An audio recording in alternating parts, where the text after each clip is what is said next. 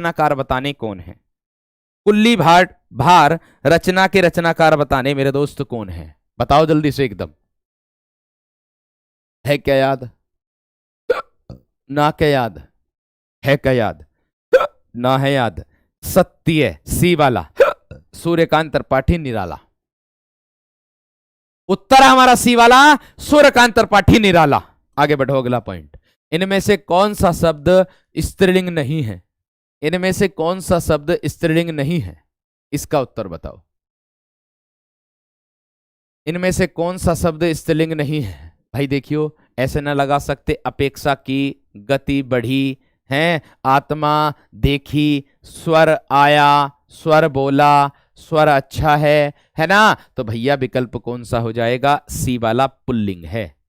सी वाला पुल्लिंग है। खत्म बात, समाप्त बात, क्लियर बात। शिव का पर्यायवाची शब्द क्या होगा? बताओ, शिव का पर्यायवाची शब्द क्या होगा? नया मिलेगा ये प्रश्न आप लोगों को, कुछ ने देख रखा होगा, कुछ ने ना देख रखा होगा।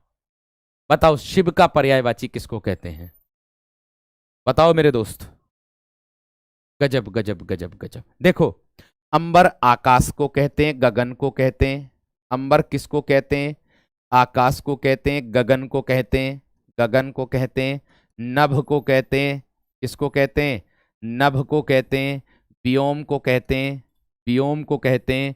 शून्य को कहते हैं, शून्य को। आसमान को कहते हैं, किसको कहते हैं? आसमान को कहते हैं। अगला पॉइंट है मुकुंद। मुकुंद भैया विष्णु को कहते हैं, विष्णु को, विष्णु को मुकुंद कहते हैं। चक्रपाणी को क्या कहते हैं? मुकुंद कहते हैं। और ईशान शिव को कहते हैं। ईशान भगवान शिव का पर्यायवाची होता, ध्यान रखना। हैरंब जो होता है गणेश जी का पर्यायवाची होता है। विनायक का पर्यायवाची होता है, विनायक का पर्यायवाची होता है। मूसक और क्या? विनायक, गणेश और क्या? गजानन, गजानन गणेश जी का पर्यायवाची होता है। एक दंत दयावंत चार भुजाधारी और वक्र तुंड महाकाय सूरकोटि संप्रभा निर्विघ्नम कुरु मे देव सर्व कार्यसु सर्वदा। तो मेरे दोस्त ये भी किसका है? गणेश जी का ही पर्यायवाची है। लंबोदर भी इन्हीं का ही पर्यायवाची होता है। ठीक है भैया, आगे देखो अगला प्रश्न क्या कह रहा है हमारा। अगला प्रश्न क्या कह रहा है?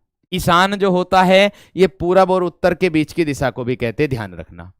ईशान किसको कहते हैं? वो पूरब और उत्तर के बीच की दिशा को भी कहते हैं, ध्यान रखना इस बात का। ठीक है भैया, ईशान भगवान शिव को भी कहते हैं, ध्यान रखना। ईश, क्योंकि ईश जो होता है भगवान के लिए पर्यायवाची, ईश भगवान का पर्यायवाची होता है। नेक्स्ट बताओ, कुछ बच्चे रो रहे हैं, वाक्य में क्रिया का भेद बताना कौन सा होगा? कुछ बच्चे रो रहे हैं मेरे दोस्त, वाक्य में क्रिया का भेद बताना कौन सा होगा? इस प्रश्न का उत्तर बताएंगे। देखो, मैंने बोला कुछ बच्चे रो रहे हैं, तो कुछ बच्चे रो रहे हैं। अब रोना क्रिया का प्रभाव किस पर पड़ेगा? कुछ बच्चों पर ही तो पड़ेगा, अर्थात कौन सी क्रिया? अकर्मक, क्योंकि भैया किसी भी प्रकार के कर्म का बोध इसमें नहीं हो रहा है। इनमें से शुद्ध वाक्य कौन सा है मेरे दोस्त? पत्ता गिरा पड़ा पेड़ से, पेड़ से पत्ता गिरा, पेड़ में से पत्ता गिरा, पेड़ की पत्ता गिरी। तो बताओ, ना तो ये सही, ना ये सही, ना ये सही, कौन सा सही? ये वाला सही। और इसमें कारक अगर पूछ ले तो आपका अपदान सही। इसमें अगर कारक पूछ ले तो आपका अपदान